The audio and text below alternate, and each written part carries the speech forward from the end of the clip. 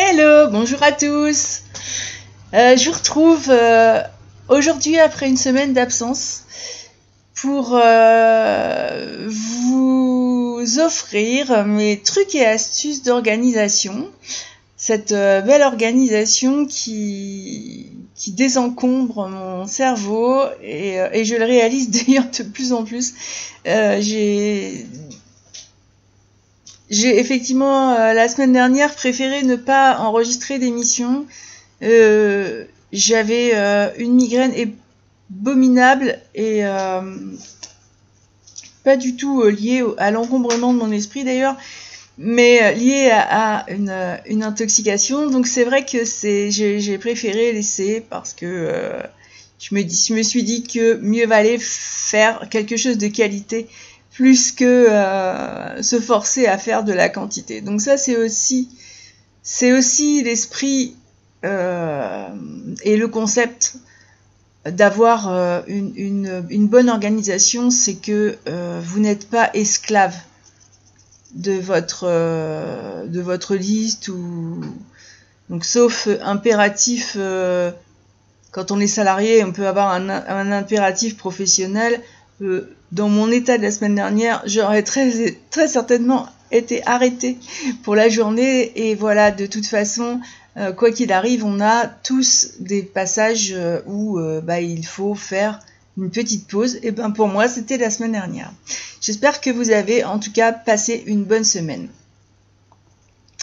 Ça fait un petit moment que je vous en parle. C'est vrai qu'on avait abordé le sujet se désencombrer l'esprit. Et se désencombrer l'esprit,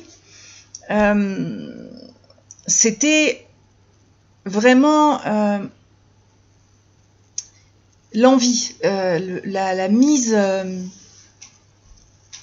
un peu la mise en situation, un peu le test.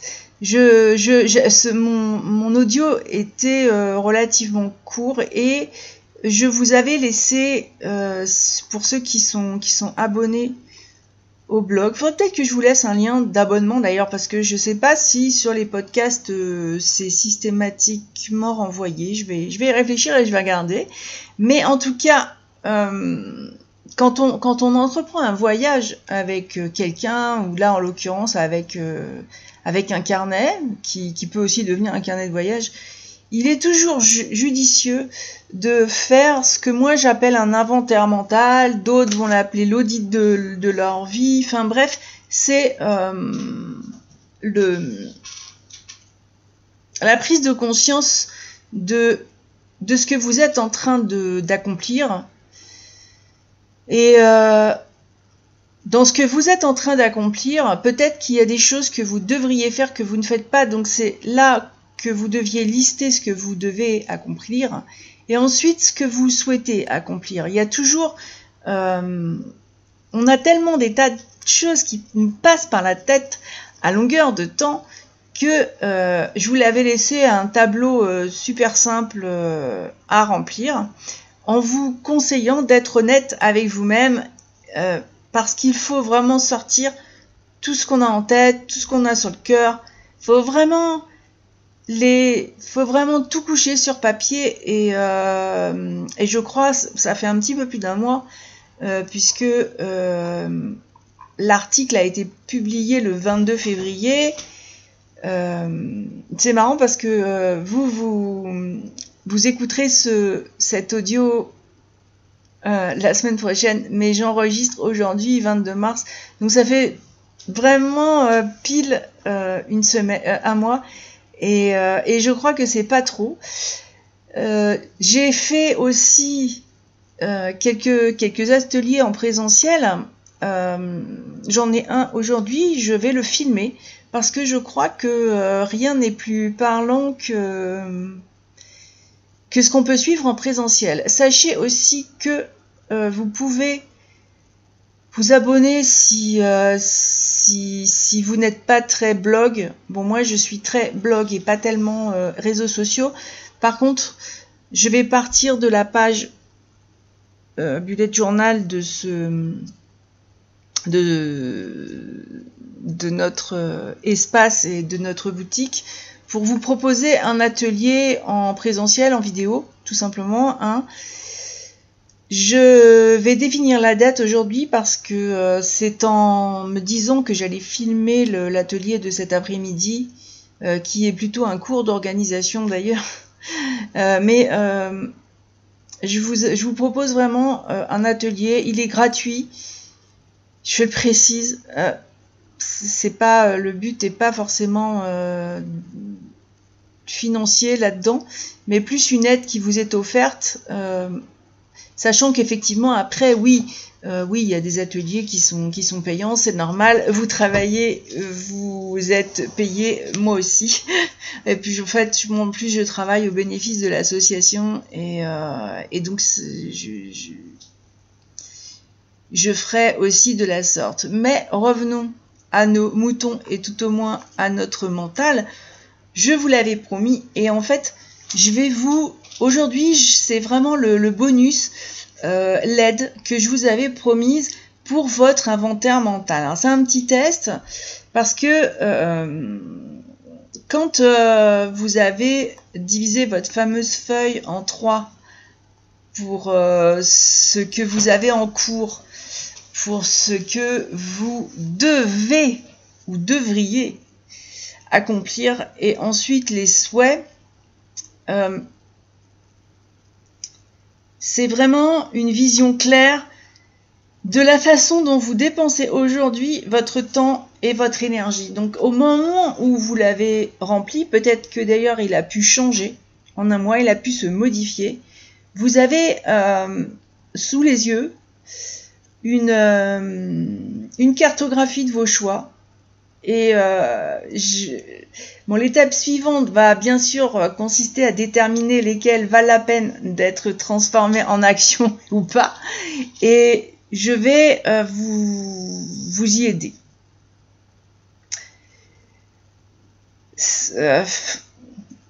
Vous allez remarquer, en prenant un peu de recul, que répéter les obligations inutiles, dont souvent nous nous embarrassons bêtement, est un exercice bien souvent difficile, et pourtant nous passons notre temps à les accumuler. Et ça, prenez-en conscience. On ne peut pas faire de podcast vidéo, il sera sur YouTube. Je vous donnerai très probablement cet inventaire, parce que c'est quelqu'un que j'ai poussé à fond dans ses retranchements, et vous allez voir que l'inventaire mental est vraiment quelque chose de très important quand on démarre un carnet, ou même quand on démarre un projet de vie, quand on démarre n'importe quoi. Et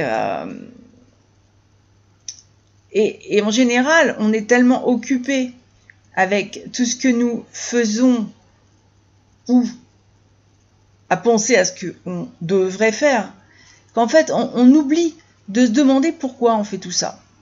Et l'inventaire mental, c'est justement ce qui vous offre, avec beaucoup de précision, la possibilité de vous poser ces bonnes questions, de vous demander le pourquoi. Et là, je vais vous inviter à remettre en cause ce que vous avez inscrit dans chacune des colonnes de ce fameux inventaire. Alors, c'est pas la peine de vous perdre dans des interrogations existentielles. Il faut toujours rester très simple. C'est ce que je dis aussi quand on parle, quand une réponse elle est fermée, c'est oui ou non. C'est pas la peine d'engager des mais. C'est oui ou c'est non. Donc là, c'est pareil. Vraiment, vous allez apprendre à être déjà concis sur cet inventaire.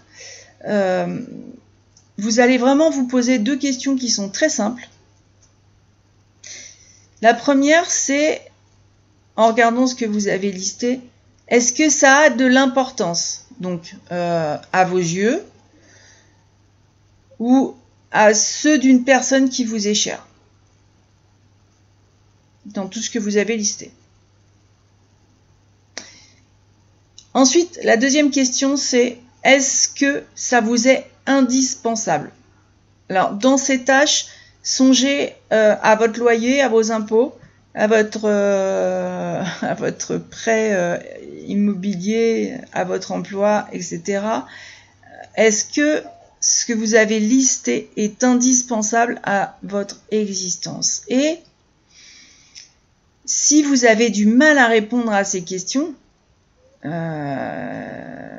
n'importe lesquelles, hein, concernant un point de cet inventaire, eh ben, demandez-vous, avec beaucoup de recul toujours, qu'est-ce qui va se passer si justement ce point qui vous pose question restait à jamais dans cette liste, sans suite, sans rien? Quelles seraient les répercussions? Est-ce qu'elles seraient sérieuses? Est-ce qu'il y en aurait? Est-ce qu'il n'y en aurait pas? De quelle importance? De quelle gravité? Et si on peut schématiser un peu cet inventaire mental, vous avez défini une tâche. Donc si elle est indispensable, oui, vous allez la conserver. Si vous l'estimez pas indispensable, la deuxième question, c'est est-ce qu'elle est importante? Si la réponse est non, vous pouvez la rayer. C'est une perte de temps. Par contre, si elle n'est pas forcément indispensable, mais que par contre elle a son importance, hein, j'ai parlé compta. Je parle un peu trop compta, je trouve, en ce moment. Mais en tout cas, si c'est important, eh ben oui, vous devez quand même la conserver. Ça fait partie des... personnellement, je vais vous dire très exactement le fond de ma pensée.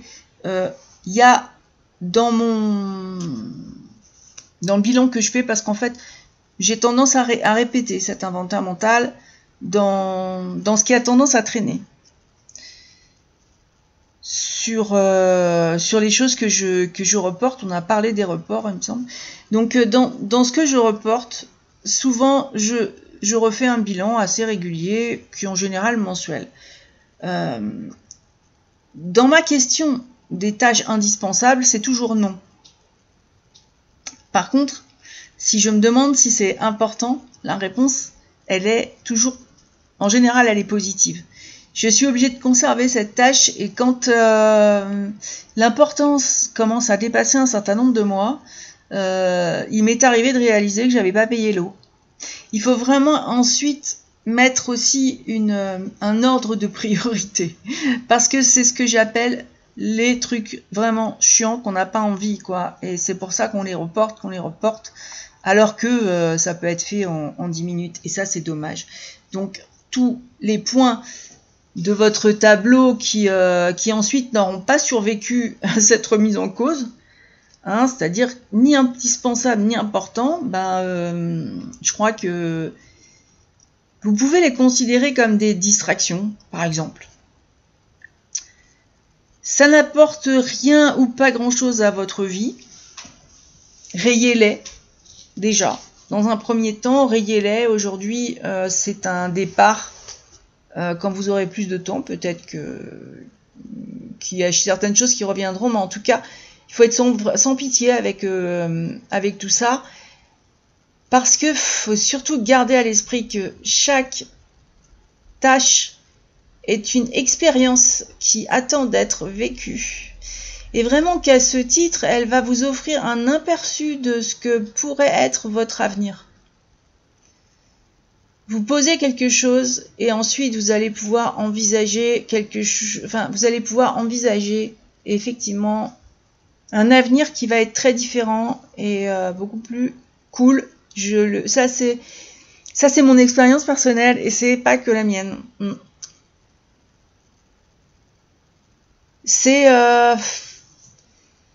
Moi je considère que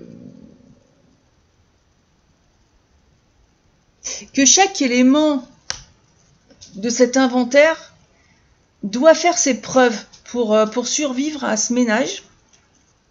Ce ménage de printemps, on est un petit peu dans le thème. C'est vraiment, ils doivent faire leurs preuves. Et ils doivent aussi gagner le droit de faire partie de ma vie. Et il y a des tas de choses que j'ai totalement éliminées au cours des années parce que j'estimais qu'ils n'avaient pas le droit de faire partie de ma vie. Ça peut paraître vraiment très, très, très vindicatif, là, comme ça, très... C'est sans pitié. Mais vous savez, il faut toujours renoncer à quelque chose pour pouvoir vivre. Et c'est important d'être vraiment bien dans son corps et dans sa tête. Et ça passe effectivement par une poubelle, souvent. Et même quand on range un placard. On dit, oh, un t-shirt troué. Mais qu'est-ce qu'il fait là, celui-là? Quand vous aurez terminé, même pour le t-shirt troué d'ailleurs, vous allez vous retrouver sans doute face à deux catégories de tâches. Les choses que vous avez vraiment besoin de faire, c'est-à-dire les obligations de votre vie. On a tous des obligations. C'est bien dommage d'ailleurs, je trouve. Mais non, mais on a tous des obligations. Et après, vous allez vous retrouver avec ce que vous avez envie de faire. Et ce que vous avez envie de faire, ça peut... ça va devenir très probablement des objectifs. Donc au fil des pages, moi pour l'instant, c'est vrai que j'avais dit que je ne montrais pas mes pages à moi parce que le début de ce travail est plus une réflexion de chacun. Et si je donne si je donne ce que je fais moi, ça tronque beaucoup de choses. Et du coup, je voulais vraiment que vous restiez dans vos obligations. Ça, malheureusement, on a toutes les nôtres, mais le côté vraiment distrayant et super sympa, c'est l'envie et la possibilité de poser des objectifs. Donc, au fil des pages maintenant, je commence à les faire. Je vais vous montrer diverses façons de tirer le meilleur parti de cette liste que vous avez et en progressant sur les deux fronts. C'est-à-dire que vous allez bien sûr joindre autant les obligations que le plaisir. Ça s'appelle la vie. Et puis, je pense que à ce stade, vous avez déjà tous les éléments nécessaires pour alimenter ce qui va devenir votre bujo, votre bullet journal, votre carnet, votre journal de bord, enfin appelez-le comme vous voulez. Mais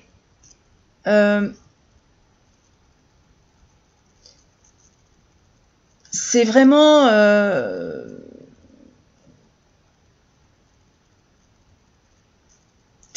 ce qu'il y a de nécessaire qui va arriver dans ce bullet journal. Voilà, ça va pas être un carnet de feuilles volantes ou je sais plus quoi. Donc là, on est passé à un autre stade. Et on me demande beaucoup pourquoi faire ça dans ce cas-là. C'est une question qui est très récurrente et comme si j'avais fait ça pour vous embêter, mais pas du tout. Pourquoi est-ce que tout ce qu'on a fait jusque-là a été fait sur une feuille et pas directement dans le carnet? Ah ah. Bon, j'estime cette question très légitime, surtout que quand vous allez faire vos bilans, vous les ferez peut-être après par choix dans votre carnet, donc voilà. Moi non. Je continue à faire les bilans de la même façon, je vous en reparlerai. C'est soit dans une enveloppe, soit dans les carnets que je vous propose moi dans la boutique. Il y a toujours une grande pochette à soufflet où, comme ils sont recouverts, ça fait une pochette avec la couverture et c'est là qu'ils vont pour que je puisse les ressortir à un moment ou à un autre. Donc la question, je la trouve tout à fait légitime, mais au fur et à mesure que vous allez découvrir le concept, au fur et à mesure que vous allez écouter, peut-être lire le blog, ou tout au moins, même si vous fréquentez les réseaux, peut-être sur la page Facebook, mais en même temps, comme je suis pas très réseau, la page Facebook va vous renvoyer souvent sur le blog, mais au fur et à mesure de cette aventure qui commence, que vous réfléchirez aux idées qui sont proposées, et que vous allez expérimenter les techniques que j'essaye de partager. Non, je les partage. Après, est-ce que ça vous convient? Est-ce que ça ne vous convient pas? Est-ce qu'il y a des objections? Il y en a. Je répondrai un jour, je ferai une émission questions-réponses. Et vous allez voir que souvent, l'envie va vous venir d'épurer encore davantage cet inventaire mental. Et c'est ce qui se passe hein, quand je vous parle de mes bilans, c'est tout à fait ça. Et quand vous entraînez votre bullet journal, c'est toujours c'est un merveilleux moment, mais moi je vous conseille de n'y inscrire que les choses qui vous semblent importantes, susceptibles d'ajouter vraiment une valeur à votre vie. Une valeur, qu'elle soit professionnelle, personnelle, sentimentale, une valeur, voilà. Et de choisir avec intention, et je crois avoir déjà parlé de cette vie intentionnelle, donc choisir intentionnellement ce que vous allez laisser entrer dans votre vie, et c'est une façon d'être au monde. Ça ne doit pas se limiter ensuite aux pages d'un carnet. Ce carnet, c'est votre support, le bullet journal, c'est beaucoup plus. Et puis, c'est pour moi, j'aime pas beaucoup le terme de développement personnel parce qu'il a pas, je lui ai pas trouvé de sens à ce terme. Bon, je l'emploie parce qu'effectivement, il fait partie du vocabulaire. L'atelier que je fais cet après-midi, qui est plutôt un cours, donc quelqu'un qui a vraiment de grosses difficultés, adulte, à s'organiser, qui n'a pas réussi malgré moult conversations, voilà, donc qui a pris la décision de venir à ce cours. Son carnet est prêt, puisque je l'ai fait, autant les utiliser. Ce carnet est prêt, je l'ai adapté à ce que ce patient, je dirais quelque part, me dit de ce qu'il espère, et de tout ce qu'il n'a pas réussi à faire pendant à quasiment une moitié de vie, parce que c'est quand même vraiment un adulte qui s'approche plus de mon âge que de la jeunesse, et c'est dommage. Et à partir du moment où on a besoin de repartir, je ne crois pas que ce soit du développement personnel, ça tient vraiment plus ça tient du thérapeutique. Mais c'est une autothérapie. Et pour moi, c'est très important. C'est ce que j'ai vécu d'ailleurs. Et tout ce que je continue à éliminer, tout ce que je continue à envisager, tous les projets qui aboutissent me confortent. Et c'est vrai que chaque mois, je dresse un bilan que je ne fais pas forcément public parce qu'il peut être très personnel. Mais c'est un bilan que je fais et où je remets cet inventaire mental. Et c'est pour ça que je vous ai laissé le temps d'y réfléchir, laisser le temps d'y revenir, et que je vous en ai reparlé à chaque émission. C'est parce que simplement c'est de là que tout va partir, et c'est ensuite ce qui va être très utile à vos bilans. Alors vous en choisirez évidemment la périodicité, c'est-à-dire est-ce que vous voulez un mensuel, un annuel. Personnellement, c'est vrai que je suis sur un bilan mensuel parce que quand on se lance des objectifs, ils sont parfois à très long terme, sauf qu'on ne peut pas arriver immédiatement au long terme. Et que c'est chaque pas qui va être fait sur le journal quotidien, ce pas-là, qui va ensuite rester en mémoire grâce à l'écriture manuscrite, grâce à tout ce que j'ai pu dire tout au long de cette émission jusque-là. En fait, dites-vous que ça commence aujourd'hui. Et la semaine dernière, quand j'ai parlé du système du système des pages que vous alliez commencer à faire, eh ben c'est aujourd'hui que tout commence. Tout simplement. Donc je vais m'arrêter là, je vais vous laisser réfléchir. Je sais que ça a un peu tendance à faire torturer les neurones au départ, mais tout simplement parce que on ne fait plus ce genre de choses et que notre mental n'est plus habitué à ce type de réflexion. Vous allez voir qu'au fur et à mesure et avec la pratique, d'abord c'est un plaisir. Parce que tout ce qu'on a pu réussir à faire, c'est tellement formidable. Donc c'est un plaisir, c'est quelque chose qui vous donne une estime, ça remonte l'estime de soi d'une façon incroyable. Et c'est un outil qu'on s'approprie et dont on ne se passe plus. Et parfois, dans des moments de doute, il m'arrive de laisser de côté parce que je me laisse de nouveau envahir par l'accélération de cette vie qu'on mène là, et qui ne convient en fin de compte à personne.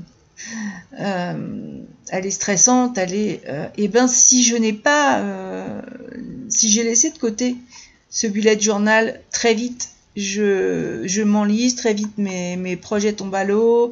C'est très curieux et je me dis aujourd'hui que c'est quand même assez incroyable et qu'il est très important de prendre des notes, très important de désencombrer l'esprit, que non, même avec beaucoup d'entraînement, on ne peut pas tout retenir, tout envisager sans aucune prise de notes.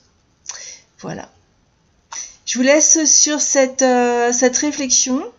J'espère que vous partagerez avec moi parce que là, on va vraiment rentrer dans le vif du sujet. Et c'est vrai que je fais ça pour rencontrer d'autres personnes qui s'intéressent à cet état d'esprit, parce que ça en est un, à cette volonté de se libérer du temps, à cet engagement vis-à-vis de soi.